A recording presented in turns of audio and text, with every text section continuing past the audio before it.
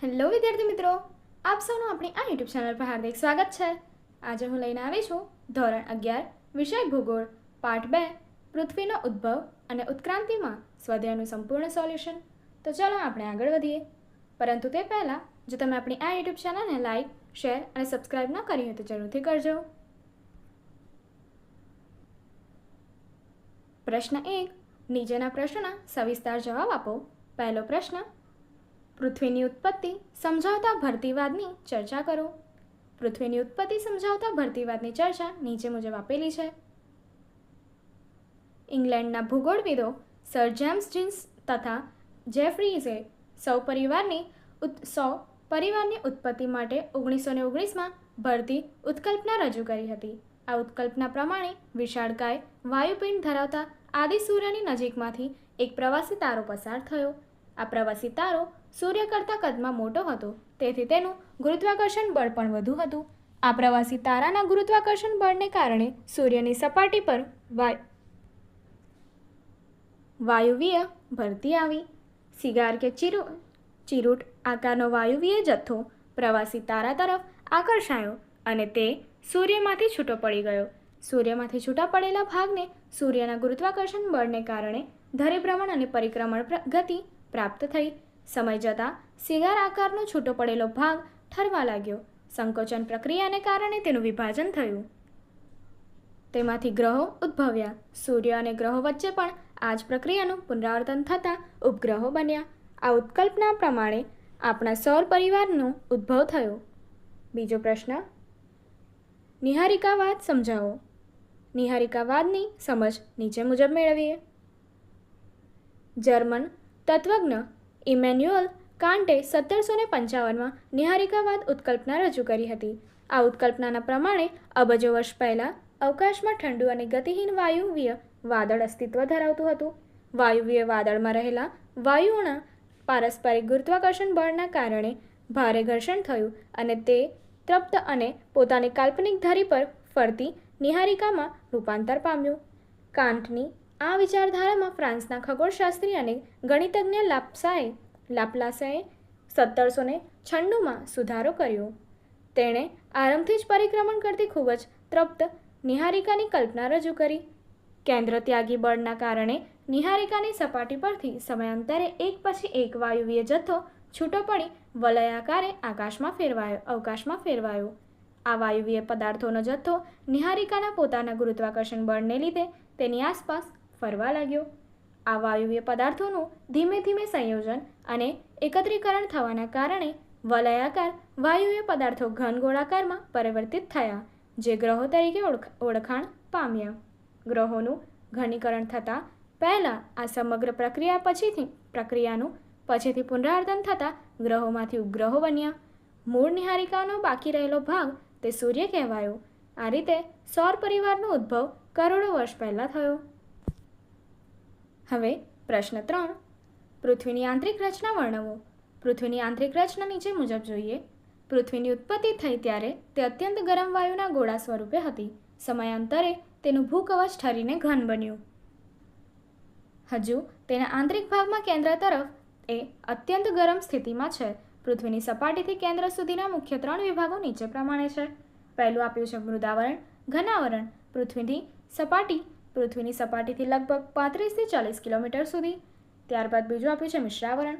Mental મૃદાવરણની નીચે આશરે 2880 kilometre સુધી. ત્રીજું છે ભૂગર્ભ. નીફે 2880 કિલોમીટરથી પૃથ્વીના કેન્દ્ર સુધી. અને ચોથું આપ્યું છે મૃદાવરણ. આ આવરણની સરેરાશ જાડાઈ 33 કિલોમીટર જેટલી છે. પૃથ્વીની સપાટીના નજીકના ભાગમાં પ્રસ્તર ખડકોનું પાતળું સ્તર એટલે કે સિયાલ કહેવાય છે, જેમાં SIનો અર્થ સિલિકા એટલે કે રેતી અને ALનો અર્થ એલ્યુમિનિયમ થાય છે. બંને ખનિજ દ્રવ્યોના પ્રથમ 2 અક્ષર લઈને આ આવરણ સિયાલના નામે ઓળખાય છે. સિયાલની નીચેના પડ કે સ્તરને સાઈમા કહે છે, જેમાં SIનો અર્થ સિલિકા રેતી અને MAનો અર્થ મેગ્નેશિયમ થાય છે. મૃદાવરણમાં સપાટી પર બેસાલ્ટ ખડકો અને નીચેના પડમાં ગ્રેનાઇટ ખડકો આવેલા છે. બીજું મિશ્રાવરણ. મિશ્રાવરણમાં મિશ્ર ખનિજ દ્રવ્યોનું બનેલું હોય છે, તેથી તેને ભૂરસ કહે છે. આ વિસ્તારમાં બેસાલ્ટ ખડકો સવિશેષ આવેલા હોય છે. ત્રીજું ભૂગર્ભ. ભૂગર્ભને કેન્દ્રીય ધાતુપિંડ કહેવામાં આવે છે. આ સ્તરમાં નિકલ અને લોખંડના ખનિજ દ્રવ્યો મુખ્ય હોવાથી તેને નિફે કહે છે. પૃથ્વીનું ગુરુત્વાકર્ષણ કે ચુંબકીય બળ આ ધાતુપિંડને આભારી છે. આ આવરણનો વ્યાસ આશરે 6020 કિલોમીટર જેટલો છે. પ્રશ્ન 4. સૌર પરિવાર એટલે શું? સૌર પરિવારના સભ્ય તરીકે પૃથ્વીની એક ગ્રહ તરીકે ચર્ચા કરો. સૌર પરિવાર અને સૌર પરિવારના સભ્ય તરીકે પૃથ્વીની એક ગ્રહ તરીકે ચર્ચા નીચે મુજબ છે. સૌર પરિવારમાં 8 ગ્રહો, 173 કરતાં વધુ ઉપગ્રહો અને આશરે 45,000થી વધુ લઘુગ્રહો, ધૂમકેતુ, ઉલ્કાઓ વગેરેને સંયુક્ત રીતે સૌર પરિવાર કે સૂર્યમંડળ કહેવામાં આવે છે. બુધ, શુક્ર, પૃથ્વી, મંગળ, ગુરુ, શનિ, યુરેનસ અને નેપચ્યુન સૂર્યમંડળના 8 ગ્રહો છે. આમ સૌર પરિવારના અતિ મહત્વના સભ્ય તરીકે તેમજ માનવના નિવાસસ્થાન એવી પૃથ્વીની ગ્રહ તરીકે નોંધપાત્ર વિશેષતાઓ નીચે મુજબ છે. જે જોઈએ. પહેલી આપી છે સૌર પરિવારમાં બુધ અને શુક્ર પછી તે ત્રીજા સ્થાને આવે છે. બીજું, તે સંપૂર્ણ ગોળ નથી પરંતુ ધ્રુવો પાસે સહેજ ચપટી છે. ત્રીજું, તેનો ધ્રુવીય વ્યાસ 12,714 કિલોમીટર અને વિષુવવૃત્તીય વ્યાસ 12,756 કિલોમીટરનો છે. અને ચોથું, સૂર્યની એક પરિક્રમા પૂર્ણ કરતાં 365.25 દિવસ લાગે છે. આગળ પાંચમું, પોતાની ધરીની આસપાસ પશ્ચિમથી પૂર્વ દિશામાં 23.9 કલાકમાં એક આંટો ફરે છે. તેથી દિવસ રાત થાય છે. છઠ્ઠું, પૃથ્વીનો એકમાત્ર ઉપગ્રહ ચંદ્ર છે જ્યાં સજીવ સૃષ્ટિ નથી. સાતમું, પૃથ્વી પરના વાતાવરણમાં મુખ્યત્વે નાઇટ્રોજન, ઓક્સિજન અને અલ્પ માત્રામાં કાર્બન ડાયોક્સાઇડ, હાઇડ્રોજન, ઓઝોન વગેરે વાયુઓ આવેલા છે. આઠમું, પૃથ્વી પરનું વાતાવરણ આપણને ઉલ્કાઓ સામે રક્ષણ આપે છે. નવમું, સૂર્યની આસપાસ પૃથ્વીની પ્રદક્ષિણાથી અનુભવ થાય છે. અને 10મું, પૃથ્વી સપાટી પર 71% ભાગમાં જલાવરણ છે. હવે પ્રશ્ન 5. બિગ બેંગના સિદ્ધાંતને વર્ણવો. બિગ બેંગના સિદ્ધાંતને નીચે મુજબ જોઈએ. બ્રહ્માંડના ઉદ્ભવ સંબંધે બિગ બેંગ સિદ્ધાંત વધુ આધુનિક ગણવામાં આવે છે. આ સિદ્ધાંતને વિસ્તરણ પામતા બ્રહ્માંડની વિચારધારા કહે છે. આ એક વિસ્તરણવાદી સિદ્ધાંત છે. બેલ્જિયમ વિદ્વાન જ્યોર્જ લેમેત્રીએ આ સિદ્ધાંત આપ્યો. 1920માં એડવિન હબ્બલ નામના ખગોળશાસ્ત્રીએ જાહેર કર્યું કે બ્રહ્માંડનો વિસ્તાર થઈ રહ્યો છે. સમયાંતરે આકાશગંગાઓ અવિતરણપણે એકબીજાથી દૂર ખસી રહી છે. બિગ બેંગ સિદ્ધાંત અનુસાર બ્રહ્માંડના વિસ્તરણ સંદર્ભે વિવિધ તબક્કાઓ નીચે જણાવેલી અવસ્થાઓમાં થઈ રહ્યા છે. બ્રહ્માંડની રચના જેનાથી થઈ છે તે આદિ પદાર્થો પ્રારંભે અત્યંત સૂક્ષ્મ તથા નાના ગોળાના સ્વરૂપમાં હતા. તેઓનું તાપમાન અને ઘનતા ખૂબ જ હતા. ખૂબ જ નાના ગોળાઓમાં પ્રચંડ વિસ્ફોટ એટલે બેંગ થતાં તેમાં રહેલ કણો અંતરિક્ષમાં વિખેરાઈ ગયા તથા બ્રહ્માંડમાં વિસ્તરણ પામ્યા. બિગ બેંગ થતાની સાથે માત્ર 3 જ મિનિટમાં પ્રથમ પરમાણુની ઉત્પત્તિ થઈ હશે. આ ઘટના બાદ આશરે 3 લાખ વર્ષ દરમિયાન તાપમાન 4500 ડિગ્રી કેલ્વિન સુધી નીચે આવી ગયું હશે અને આણ્વિક પદાર્થોનું નિર્માણ થયું હશે. પ્રશ્ન 6. વાતાવરણ અને જલાવરણનો વિકાસ કેવી રીતે થયો? સવિસ્તાર લખો. વાતાવરણ અને જલાવરણનો વિકાસ નીચે મુજબ થયો, જેની વિગતે ચર્ચા કરીએ. વાતાવરણ અને જલાવરણનો ઉદ્ભવ અને વિકાસ નીચે પ્રમાણેની અવસ્થામાં થયો છે. પ્રથમ અવસ્થા. પૃથ્વી પરના પ્રારંભિક વાતાવરણમાં હાઇડ્રોજન અને હિલિયમ વાયુઓ વિશેષ પ્રમાણમાં હતા. સૂર્યના સૌર પવનોને કારણે પૃથ્વી પરના આદિકાલીન વાયુઓ દૂર થઈ ગયા. વાતાવરણની ઉત્ક્રાંતિની આ પ્રથમ અવસ્થા હતી. અને દ્વિતીય અવસ્થા. પૃથ્વી સમયાંતરે ઠંડી પડવા લાગી. પરિણામે તેની અંદરથી વાયુઓ અને પાણીની વરાળ બહાર નીકળવા લાગ્યા. આ અવસ્થા દરમિયાન વાતાવરણમાં પાણીની વરાળ, નાઇટ્રોજન, કાર્બન ડાયોક્સાઇડ, મિથેન અને એમોનિયા વાયુઓનું પ્રમાણ વિશેષ હતું. જ્વાળામુખીઓના પ્રસ્ફોટનના કારણે વાતાવરણમાં પાણીની વરાળ અને અન્ય વાયુઓનું પ્રમાણ વધતું રહ્યું. તૃતીય અવસ્થા.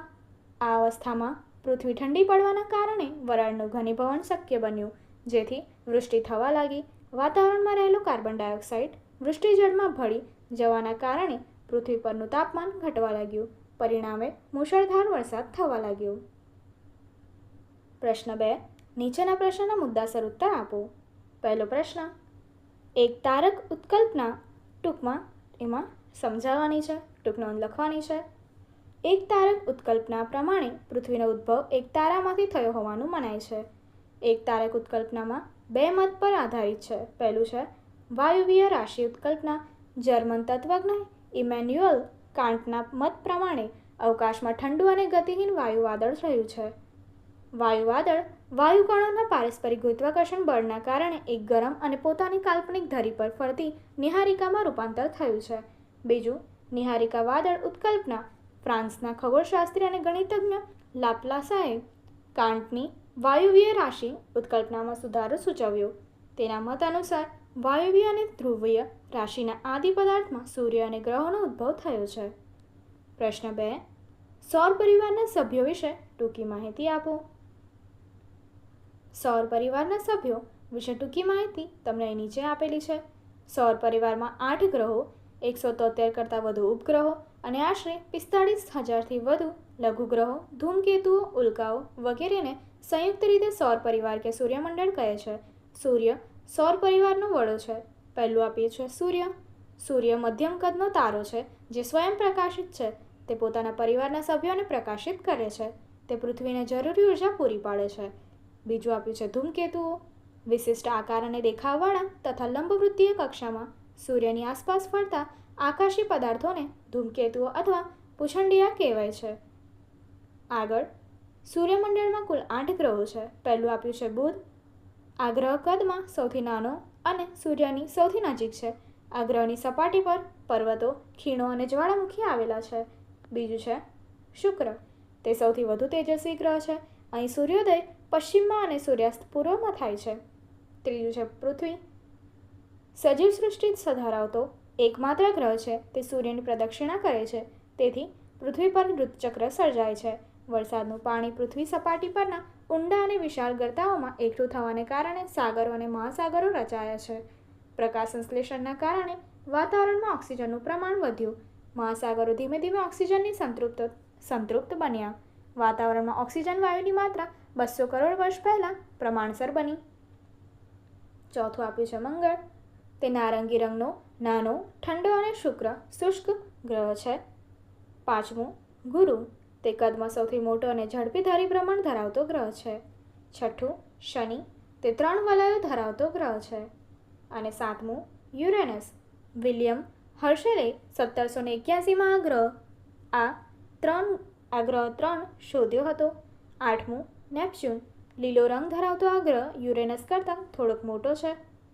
લઘુગ્રહો અને ઉપગ્રહો. સૌરમંડળમાં આશરે 45,000થી વધુ લઘુગ્રહો અને 173 કરતાં વધુ ઉપગ્રહો આવેલા છે.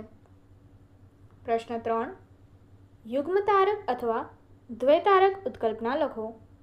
2 અમેરિકન વૈજ્ઞાનિકો ટી.સી. ચેમ્બરલેન અને મોલ્ટને 1900માં આ ઉત્કલ્પના આપી હતી. તેઓના મત અનુસાર બ્રહ્માંડમાં સૂર્ય પાસેથી એક ભ્રમણશીલ પ્રવાસી તારો પસાર થયો છે.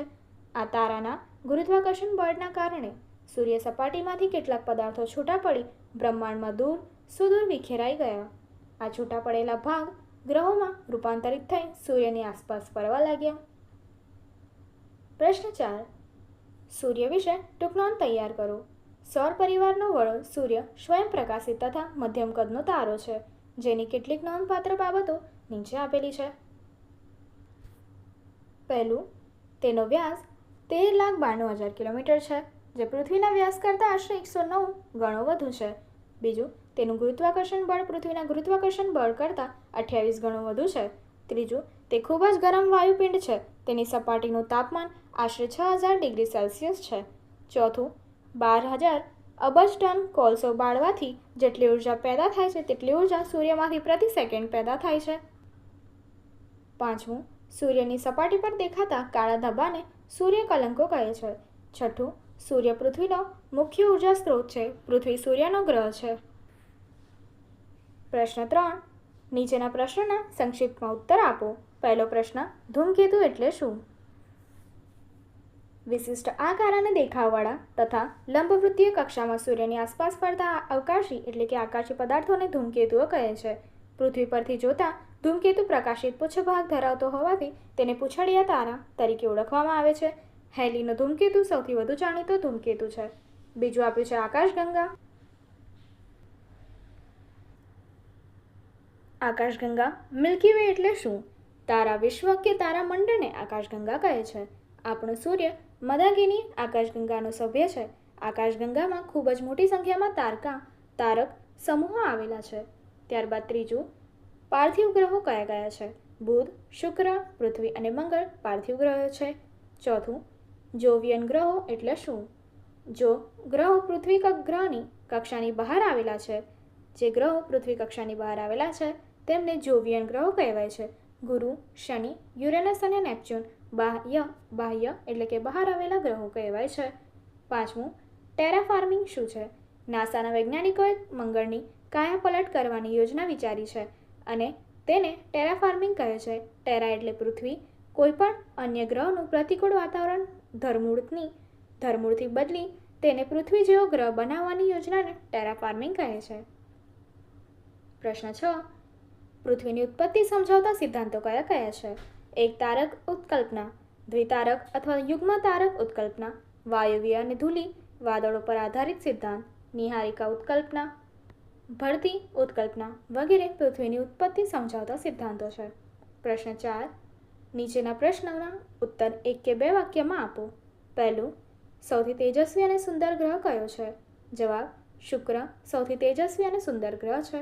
બીજું, ટીટોન કયા ગ્રહનો ઉપગ્રહ છે? જવાબ, ટીટોન નેપચ્યુન ગ્રહનો ઉપગ્રહ છે. ત્રીજું, નિહારિકાવાદનો સિદ્ધાંત કોણે રજૂ કર્યો હતો? જવાબ, જર્મન તત્વજ્ઞ ઇમેન્યુઅલ કાન્ટે 1755માં નિહારિકાવાદનો સિદ્ધાંત રજૂ કર્યો. ચોથું, સૂર્યકલંક એટલે શું?